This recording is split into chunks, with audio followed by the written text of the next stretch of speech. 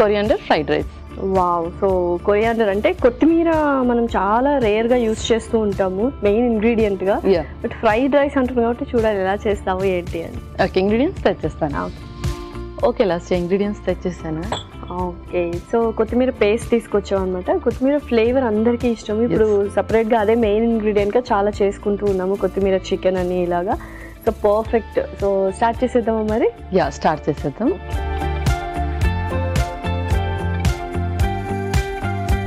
Okay, so ముందుగా కొంచెం oil,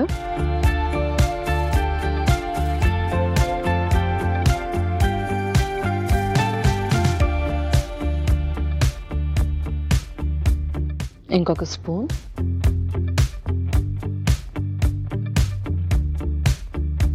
కొంచెం అల్లం,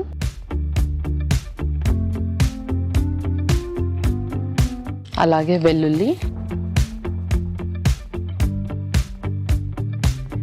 అల్లం వెల్లుల్లి అయితే కంపల్సరీ ఉండాల్సిందే అన్ని రెసిపీస్లో, టేస్ట్ని ఇస్తాం కాబట్టి.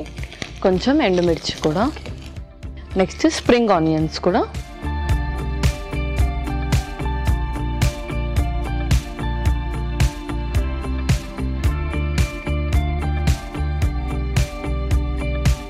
ఇందులోనే ఇప్పుడు కొరియాండర్ పేస్ట్ కూడా వేస్తున్నాం.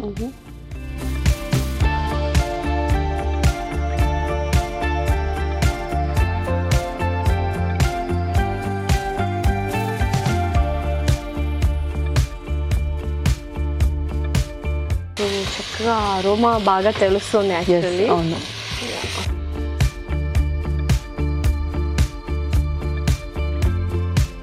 సో కొత్తిమీర ఎవ్రీడే తీసుకోవచ్చా అండ్ ఏ ఫామ్లో తీసుకుంటే బెటర్? ఎందుకంటే ప్రతి ఒక్క డిష్లో మనం కొత్తిమీర అనేది గార్నిషింగ్కి యూజ్ చేస్తాము, దానివల్ల టేస్ట్ ఎన్హాన్స్ అవుతుంది, ఫ్లేవర్ అండ్ అరోమా వస్తుంటుంది.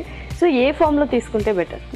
సో కొత్తిమీర వచ్చేసి మనము ఎవ్రీడే బిట్, అంటే ఇప్పుడు సపోజ్ మన స్పైసెస్ ఎలా అయితే యూస్ చేస్తామో, సో కొత్తిమీర కూడా మనకు ఒక స్పైస్ నుంచి వస్తుంది కాబట్టి ఎవ్రీడే దాన్ని యూస్ చేస్తూ ఉండాలి కొంచెం క్వాంటిటీలో. బట్ ఇప్పుడు అందరూ కూడా కొత్తిమీర చట్నీ కానీ ఇలా కొత్తిమీర రైస్ అది చేసుకుంటూ ఉన్నారు. అది కొంచెం ఫ్రీక్వెంట్గా, అంటే లైక్ వీక్లీ వన్స్ కానీ అలా చేసుకుంటున్నా పర్వాలేదు. ఎందుకంటే కొత్తిమీర వేస్తాం కానీ ప్రతి ఒక్కరు తీసి దాని పక్కనే పెడతారు, ఎవరు తినరు. సో ఇలా చేస్తే అందరూ తింటారు అండ్ దాంట్లో కూడా న్యూట్రిషనల్ వాల్యూస్ చాలా ఉంటాయి. పర్ఫెక్ట్. నెక్స్ట్ ఏంటి? నెక్స్ట్ స్పైసెస్ వేసేద్దాం. కొంచెం సాల్ట్, ఓకే, అలాగే కొంచెం పెప్పర్ కూడా,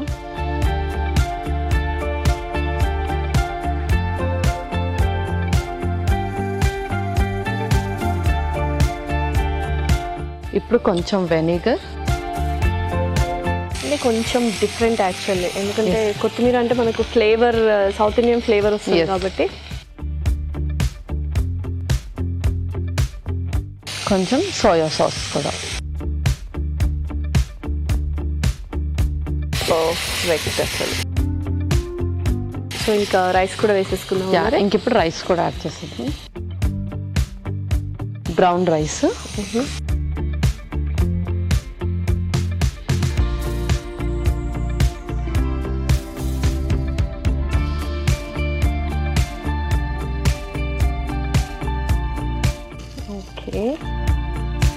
సో మనం నార్మల్ ఎండుమిర్చి అలా వేసుకున్నాం కదా, అంత ఎవ్రీథింగ్ ఫైన్గా ఉండాలి అంటే మనము రెడ్ చిల్లీ ఫ్లేక్స్ కూడా వేసుకోవచ్చు. ఓకే, సో పర్ఫెక్ట్ అనమాట. యూజువల్గా నువ్వు అన్నట్టు కొత్తిమీర కరివేపాకు అనేది పక్కన తీసేస్తూ ఉంటారు, బట్ ఇలా చాలామంది వైస్గా కొత్తిమీర ఫ్రై అన్నట్టుగా లేకపోతే కరివేపాకు ఫ్రైడ్ రైస్ అన్నట్టుగా చేసుకుంటున్నారు. ఓకే పల్లవి, సో పర్ఫెక్ట్గా కుక్ అయింది. ఇంకా సర్వ్ చేసేసుకున్నాం. ఇంకా సర్వ్ చేసుకున్నాం.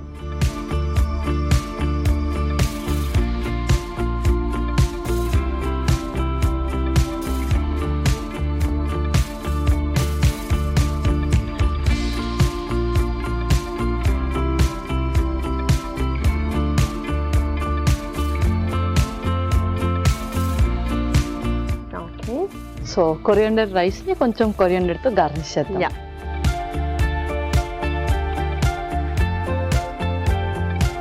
Perfect. Okay last coriander rice ready అయిపోయింది.